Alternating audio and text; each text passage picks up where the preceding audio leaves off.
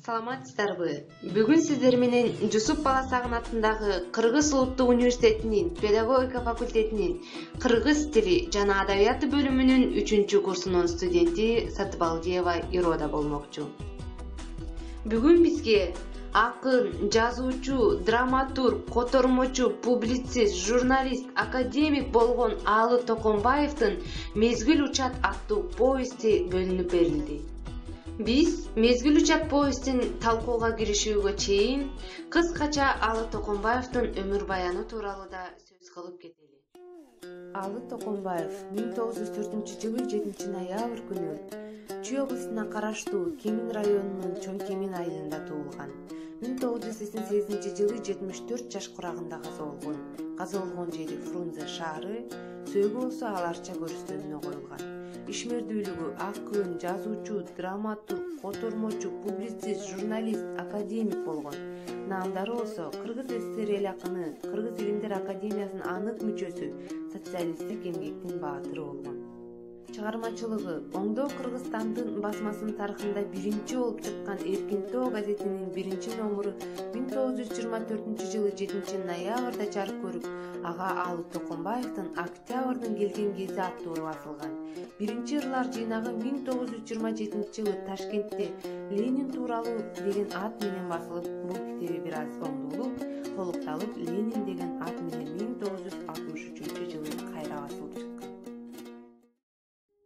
Залкар сүрөткөрдүн жүздөгөн лирикалык чыгармалары, Таң алдында деген ыр менен жазылган романы, Күнүн сыры, Даат, Жол жомогу сыяктуу ондогон аңгемелери, ошондой эле Жараланган жүрөк, Мезгил учат, Солдат элек повесттери, Ант, Күндүн чыгышы, Өлбөстүн үрөөнү аттуу драмалары, Туткун Муарат, Менин метрикам, Жетим менен сыйкырчы, Өз көзүм менен жана башка ондогон поэмалары, классикалык орус, чет элдер жана боордош адабияттардан котормолору улуттук маданиятыбыздын жетилишине барандуу салымын кошту. Ушинтип биз кыскача Аалы Токонбаевдин өмүрү жана чыгармачылыгына токтоло кеттик. Эми биздин тема болгон «Мезгил учат» повестине андан карай өтө берсек болот. Алгач биз чыгарманын жазылыш тарыхына көңүл бурсак. «Мезгил учат» повести согуштан кийин 1947-жылы жазылган жана конкурска катышып, анда да сыйлыкка ээ болуп, дароо эле басылып чыккан. Кийин башка тилдерге которулат да чыгарманын жолу шыдыр болот. Чыгарма автобиографиялык чыгарма болуп эсептелинет. Анткени «Мезгил учат» повестиндеги башкы каарман Жапардын прототиби бул Гапар Айтиев. Жапардын атасы Айтике болсо, Гапардын атасы Айтинин прототиби. Бул чыгарманы жазууда автор Гапар Айтиев менен көп жолу сүйлөшкөн. Анын балалыгы, жаштыгы, ата-энеси, жакындары, кыскасы атактуу сүрөтчү болгонго чейинки басып өткөн жолун өз оозунан уккан. Архивдик документалдык маалыматтар менен таанышкан. Балким китеп болуп чыга элек кезде прототиптин өзүнө да окутуп тургандыр. Демек, Аалы Токонбаев Кыргыздын туңгуч сүрөтчүсүн, Кыргыз улуттук профессионал сүрөт искусствосунун негиздөөчүлөрүнүн бирин сүрөттөп берген бул чыгармасында.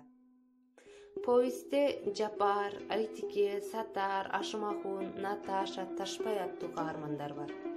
Повесттеги адамдар эки топко бөлүнүп каралат.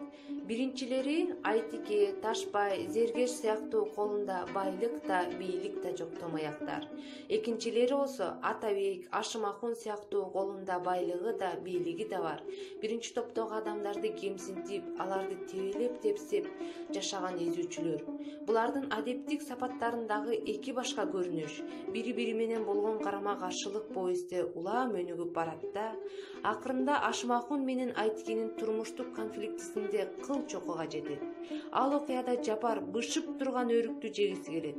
Төгүлүп жаткан өрүктүн атасы баласына берип койгону үчүн өрүк ээси Ашымахундун урушунда калат, баласына тил тийгизет. Ушул окуяда Айтике аябай ачууланат да Ашымахунга кол кайрып, дагы бир кул сыяктуу адам, нан саткыч Ташпайдын жардамы менен качып кетет. Анын айткан кеби: 5 жыл кожоюндун алдында иштедим, 5 болдук пайда таппадым. Чынында ошондой болгон. Эгер аны менен эсептешсе, кайра өзү карыз болуп калмак. Мына ушул окуядан эле биз кедей кембагалдарды байлар адам ордунда көрбөгөнүн, аларды кул, малай катары эле көрүшкөнүн көрө алабыз. Негизи Жапардын апасы уул бала кичинекей кезинен эле каза болуп, атасы Айтике кыйынчылык менен күн кечирген, бүт өмүрүн жалгыз баласын өстүрүүгө жумшаган, колунда жок болсо да дилгири үмүт менен жашаган кедей адамдардын тобуна кирген. Повестте Жапар аттуу кедей баланын кандайча атактуу сүрөтчү болуп өсүп жетилгенин баяндайт. Жаңы замандын шарапаты менен чыгармачылык таланты, бага ачылган кыргыз интеллигенттеринин турмушу жөнүндө кенен айтылып берилет.